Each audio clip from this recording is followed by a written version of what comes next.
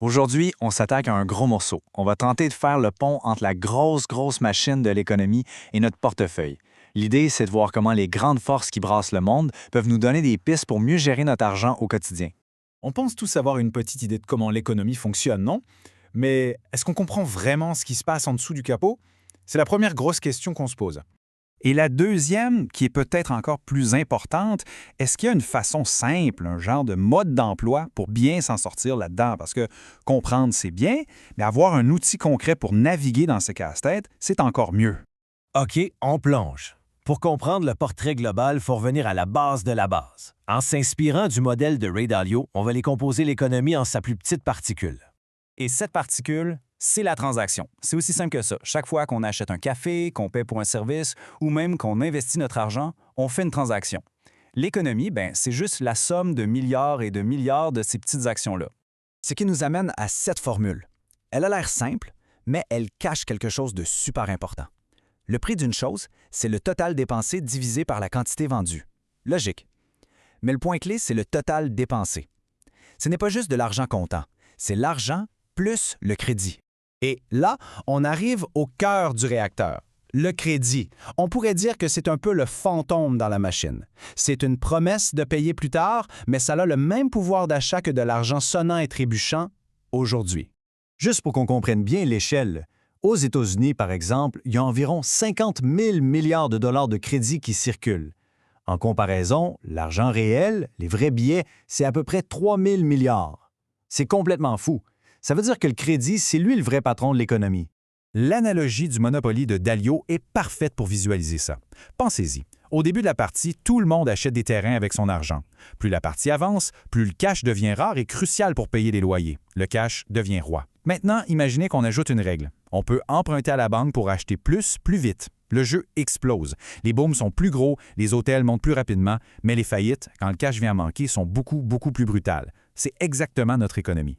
Visuellement, ça donne à peu près ça. On a trois grandes forces en jeu. La ligne droite qui monte, ça c'est le progrès, la productivité. On devient de plus en plus efficace. C'est la base. Mais autour de cette ligne, il y a des vagues. Ces vagues-là, elles sont créées par le crédit. Il y a des petits cycles de 5 à 8 ans et des très grands cycles de dette qui peuvent durer de 50 à 75 ans. Et ces grands cycles, ils sont gigantesques. Pensez-y, en 1933, pendant la Grande Dépression, la dette américaine a atteint 250 % de toute la richesse produite par le pays. Puis, après une longue période plus calme, la machine est repartie de plus belle, jusqu'à un nouveau sommet en 2008 à presque 400 %. Ce sont des cycles qui se déroulent sur toute une vie. La citation de Dalio, ici, elle frappe fort. Il dit que dans les bulles, on crée plus de crédit qu'on ne pourra jamais en rembourser. C'est mathématique. Et c'est ça qui crée les crashs. L'instabilité, ce n'est pas une erreur du système, c'est une de ses caractéristiques. OK, alors, la question qui tue, si le terrain de jeu est fondamentalement instable, comment est-ce qu'on fait pour se construire une vie solide dessus? C'est là qu'on passe de l'économie mondiale à notre compte de banque.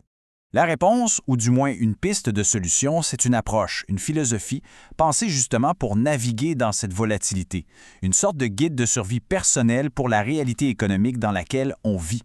Et ça se résume en 4 règles assez simples. Règle numéro 1, on attaque la dette toxique, celle avec des gros intérêts, comme si c'était le grand boss d'un jeu vidéo. Faut s'en débarrasser. Règle 2, on arrête les achats impulsifs. On se fait une liste et on attend 30 jours. Si on en veut encore après un mois, d'accord, mais souvent l'envie disparaît. Règle 3, acheter moins, mais acheter mieux, la qualité avant la quantité. Et finalement, règle 4, on simplifie. Moins de comptes, moins de cartes, on automatise les paiements et l'épargne. Ça libère une charge mentale incroyable. L'exemple des souliers est classique mais très parlant. On pense sauver de l'argent en achetant la paire bon marché à 50 €.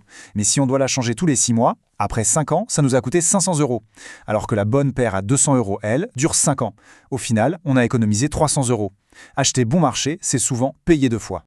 Bon, comment est-ce qu'on met tout ça ensemble? C'est là que la grande image de l'économie et notre philosophie personnelle se rejoignent pour finalement redéfinir ce que ça veut dire être riche. Le lien, il est là. L'économie carbure aux promesses, au crédit, à la dette. Le minimalisme financier, c'est une stratégie pour réduire nos propres promesses. C'est de se débrancher un peu de la partie la plus folle et la plus instable de la machine. Alors en résumé, l'économie tourne en cycle de boom et de crash à cause du crédit. Ce n'est pas un accident, c'est comme ça qu'elle est bâtie. Face à ça, le minimalisme financier est comme un mode d'emploi personnel. L'idée, c'est de choisir la simplicité, de faire des choix intentionnels pour se construire une petite forteresse de stabilité.